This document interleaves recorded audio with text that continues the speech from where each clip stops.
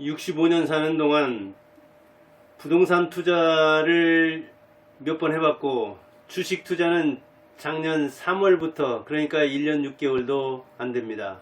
그런데 부동산은 투자라고 할 수 있지만 주식은 투자가 아니라 사업이다, 그런 생각이 듭니다. 투자라는 건 말 그대로 던진다는 이야기죠. 자본을. 부동산은 좋은 입지에 자본을 던져 놓으면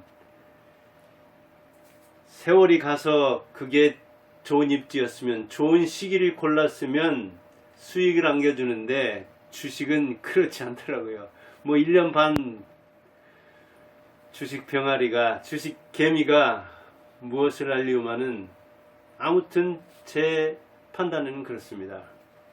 그런데 투자할 때도 우리가 선택하지 않고 판단해야겠더라고요. 종목을 뭐 선택한다 그러는데 그건 선택이 아니라 판단을 해야 됩니다. 이것저것 중에 고르는 작업이 아니라 생각하고 의도를 가지고, 그 다음에 자기가 결단을 내려서, 어찌 보면 의지와 의도와 사고와 책임에 대한 어떤 그 뭐랄까요, 막중함을 지고서 판단을 해야겠더라고요. 주식은 그 과정이 지속돼야 되지만 부동산은 한 번이면 되죠. 좋은 입지 골라서 좋은 때 사놓으면 오래 보유하는 동안에 자기가 그걸 사용할 수도 있잖아요.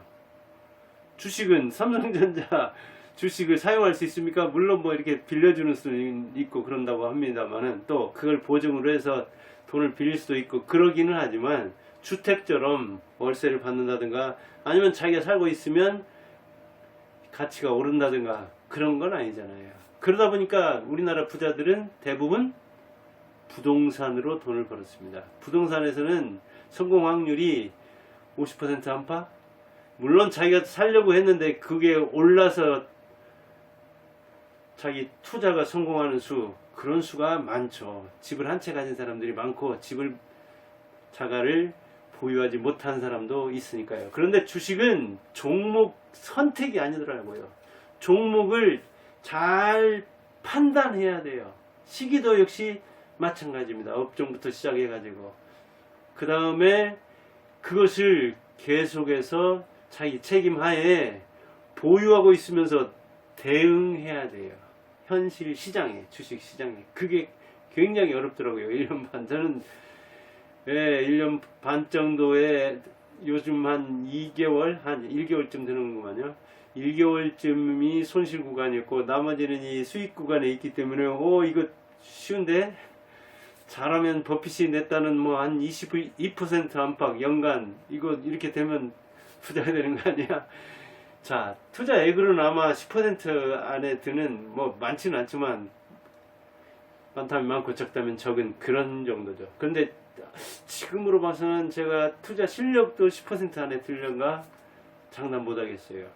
그렇게 주식은 투자라고 생각해서는 안 되고, 정말 판단해서 그 사업주와 함께 내가 사업을 한다고 생각해도 될까 말까 한, 자칫하면 주식에서 잃기가 쉽겠더라고요. 그래서 주식하는 사람의 절반 정도가 손해를 보고, 의미 있는 수익을 내는 사람은 한 10% 안에 드는 그런 정도라고 하는 이야기를 요즘 절감합니다. 부동산은 물론 비싸죠. 유일하죠.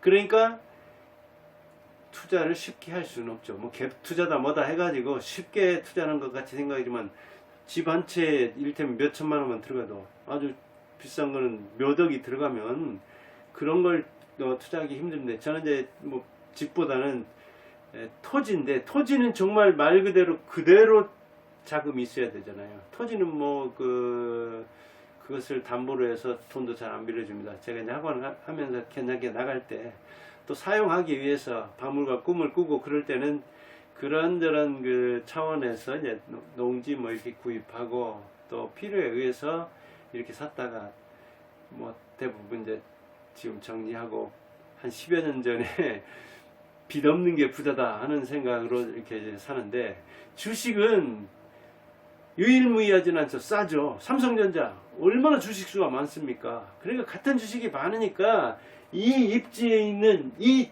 집, 이것 아니면 살 수 없다, 이 땅 아니면 살 수 없다, 그건 아니잖아요. 주식은 그런 차원에서 어찌 보면 여유 있게 사도 되는데 좋은 때를 골라서 좋은 주식을 사야 되죠. 그리고 이렇게 등락하는 동안에 불안과 안정을 왔다 갔다 하면서 보유하고 있죠. 고변화, 고위험 상품이 주식이더라고요. 그런데 거기에다가 기관과 외국인 등이 어찌 보면 우리는 시장을 주도하기 때문에 개미들은 그만큼 힘이 들죠. 그리고 돈을 우리가 실감하지 않기 때문에 인터넷에서 등락하는데 본능적으로 우리는 실감을 못하죠. 수익도 손실도. 근데 본능에서는 손실을 더 크게 느낀다고 하는데 이거를 감퇴시키는 겁니다. 인터넷에서만 왔다 갔다 하니까 이거 올랐으면 그냥 올라는 것 같다 하고 실감이 안 돼요. 이게 돈이 줄어드는 걸 봐야 되는데, 지갑에서 돈이 빠져나가는 걸 봐야 되는데 그냥 숫자만 왔다 갔다 할 뿐이지 인터넷상에서 자기가 돈을 만지지 않기 때문에 손실에 대한 감각이 무뎌지겠더라고요.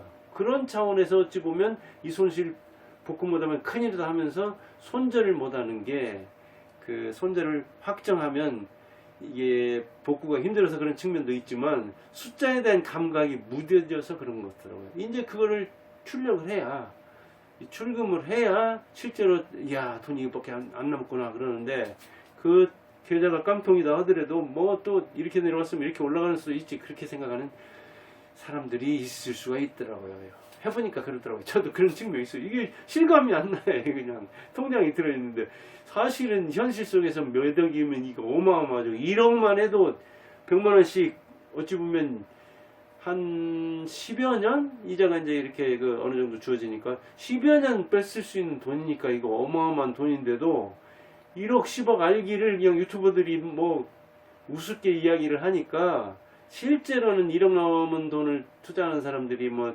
투자자의 10%도 될까 말까 그런 이야기를 하는데도 우리는 돈에 대한 감각이 무뎌지더라고요. 더군다나 주식은 변수가 너무 많더라고요. 저 이번 8월 5일, 이번 달 8월 5일 날 얼마나 폭망했습니까? 뭐 코스피는 8.77, 그리고 코스닥은 11점 몇 퍼센트 넘어갔던가요? 뭐 코스피하고 코스닥하고 어찌 보면 잘 균등을 갖춰야 되는데 제가 6종목인가 이거 했는데 한 종목은 한 15%? 하루에 15%가 빠져버리면 이게 어떻게 손절을 합니까? 처음에 그냥 시작할 때 막 5%, 7%, 그 다음에 이 장전 동시효과에서 5% 이상이 떨어질 때는 이걸 그때라도 던져가지고 이제 이런 걸 깨닫기는 깨달았는데, 그래서 그 다음에 이제 한번 그걸 시험을 해봤어요. 장전이 한 3%, 4% 빠지더라고요. 던졌더니 또 그때는 그게 안 되더라고요. 그래서 이 경험으로 해가지고 한번 경험 삼은 거, 그러나 그냥 깨달았어요. 수업 유추고. 동시과에서 이 갭 하락 그렇게 얘기하죠. 뚝 떨어질 때는 어느 정도 그 선을 그어서 방어를 한번 해야 되겠더라고요. 그래야지 15% 20% 빠지는 걸 방비하지, 가만히 있으면 장중에는 팔 수도 없는 거잖아요. 이렇게 그 변수가 많은데 5년 만에 뭐 한번 돌아온다든가, 그리고 그 코스피 지수로서는 역대 최고라고 하던가요? 비율은 아니더라도. 그런데 그 장을 저는 어찌 보면 이제 병아리로서 1년 반 투자한 사람이 당했는데 그냥 담당합니다. 제가 원래 학원 출발할 때도 한 26년 전, 30년 전 안팎에 학원 출발할 때도 그때 돈으로 한 1년 했는데, 열심히 했는데도 한 1억 까먹었거든요. 뭐 그런저런 경험이 있기 때문에 면역이 돼서 몇천 뭐 수익 났을 때 한 25% 안팎 이렇게 수익 나는데 손실은 30% 안팎 가니까 이러다가는 이거 반쪽되고 빚이라도 얻어서 투자하면 깡통 되는 말이 실감이 되더라고요. 이렇게 우리는 그때 정치 변수, 뭐 외교 변수, 전쟁 변수가 많았잖아요. 미 대선, 이 트럼프와 해리스가 지금 시소 타듯 오르락내락 하잖아요. 외교, 미중 갈등 심각하잖아요. 경제 갈등이죠, 특히. 그 다음에 전쟁은 지금 중동에서 이스라엘, 하마스, 그 다음에 또 그 유럽, 러시아, 우크라이나, 그리고 내전 일어나는 곳 여기저기 있죠. 방글라데시라든가. 그리고 뭐 어찌 보면 한국도 정말 이 심리적 내전 상태 비슷하고 미국도 그런 것 같잖아요. 이런 그 갈등, 그 다음에 경제에서는 금리, 이번에도 뭐 일본의 엔캐리, 엔화, 금리 인상, 그 다음 미국의 금리 신경 써야죠. 한국 금리 신경 써야 되죠. 환율, 경기, 그리고 미국에서 많이 나오는 지표가 있죠. 뭐 고용 지표, 소비자 물가지수, 생산자 물가지수, 그 다음에 그 실업자, 그 다음에 실업자가 수당 타간 거, 그 다음에 수많은 지표, 수십 개, 수백 개 되는 지표, 우리가 한국에서 투자하면서, 저는 미국 주식은 놨는데, 안 사람 미국 주식 타는데, 늦게서 뭐 한두 달 전에 가가지고 별 재미없다고 하는데, 아무튼, 그 경기에 따라서, 경제적인 어떤 그 요소에 따라서 발표되는, 때로는 하루, 때로는 일주일, 때로는 한 달짜리의 그 각종 지표, 그거 우리 것도 아닌데, 미국 것에 대해서 이렇게 신경 써야 되죠. 이게, 환율을 이야기하자면 캐나다다, 유럽이다, 일본이다, 중국이다, 대만이다, 우리나라다. 주식 투자가 정말 부동산 투자보다 머리 아프기로 말하면 훨씬 머리 아프더라고요.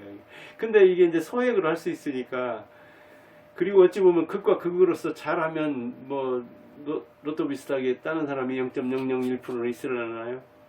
그 다음에 이제 문화적인 측면, 심리적인 측면, 과학, 기술, 자, 2차전지 투자한다. 제가 사실은 2차전지 에코프로비움 같은 거 투자해서 한 두세 번 재미를 봤는데, 요즘엔 크게 투자해가지고 좀 물려있는 측면이 있는데, 2차전지만 해도 공부할 게 많습니다. 파츠형이다. 이번에 뭐 인천 거기서 화재 일으켰던 거죠. 그 다음에 각형이다. 또 원통형 만들어가지고 TCC에서 원통 이렇게 만드는데, 그래서 그 속성이 또 다르잖아요. 특성이. 거기다가 바이오주다, 뭐 의학주다, 의료기기다 하면은 의학이나 제약에 대해서 알아야 하잖아요. 아니, 대개는 그 증권사 근무하는 사람들도 경영이나 경제 전공하는 사람이 많은데, 저도 국어 교육 전공했는데 어떻게 압니까? 의학에 대해서, 제약에 대해서, 과학 기술에 대해서 안 사람은 특히 이제 과학에서 그런 쪽에 뭐 있는데, 또 상식이 있는 것과 투자는 또 다른 측면이 있잖아요. 아무튼 어렵더라고요, 이게. 거기다가 지경학, 요즘 그게 나오죠. 지경학. 지정학이 아니라 지리적인 것과 경제적이 긴밀하다.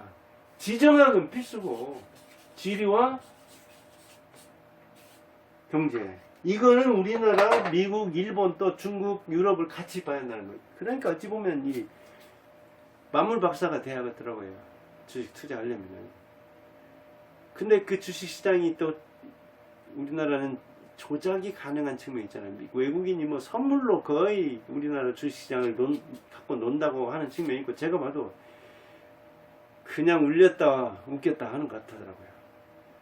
변칙과 사기와 거짓 난무하는데, 이 힘 있는 사람들은 정보력이 아주 막강하기 때문에 패를 보고 돈까지 가지고 있으니, 금력과 권력과 정보력을 지니고 있으니, 미국의 특히 외국 자본이 우리나라를 쥐락펴락하는 게 맞더라고요. 널뛰어요, 널뛰어. 거기 따라서 이 개미들의 수익은 널뛰죠. 그러면 일일비하죠. 일일비하면은 급락했다 팔았다가 또 올라가면 못 사죠. 또 떨어질까 싶어서.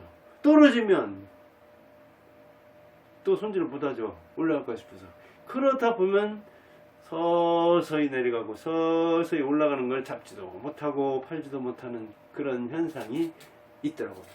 제가 해보니까 그게 쉽지가 않아요. 기준을 딱 설정하고 손절해야 한다는 철칙에 철칙을 했는데, 이번에 어쩌다 보니까 이번 뭐 하나는 그냥 30% 안팎 정신이 번쩍 나더라고요. 야, 이게 그래도 이제 거기에 대한 믿음이 있어서 뭐 그냥 안 팔고 지켜봅니다만은, 그래서 우리는 주식을, 자, 투자가 아니라 사업으로 알고 해야겠다. 투자라는 건 돈을 말 그대로 던지는 것이지만, 정신을 던지는 거죠. 자, 내가 이렇게 여기 유튜브 찍으면서 좀 이 정신, 심리를 던지는 거잖아요. 이것도 투자입니다. 공부에 자기 정신력을 투자해야 되잖아요. 이런 건 투자죠. 던지는 거예요, 자본을. 사업은 목표를 가지고 일하는 거죠. 목표를 가지고 그 목표를 이루려고 경영하는 거죠. 그러니까 주식은 제가 볼 때는 자원을 던지는 게 아니라 주식을 넣고 나와 사업가가 다른 주식 그 투자자들과 경영한다고 생각해야겠더라고요. 그래도 될까 말까 한 게 주식이더라고요. 제 1년 반 동안의 주식 철학입니다. 여러분들도 주식 투자, 주식 사업 잘해서 성공하는 사람이 되기를 바랍니다. 감사합니다.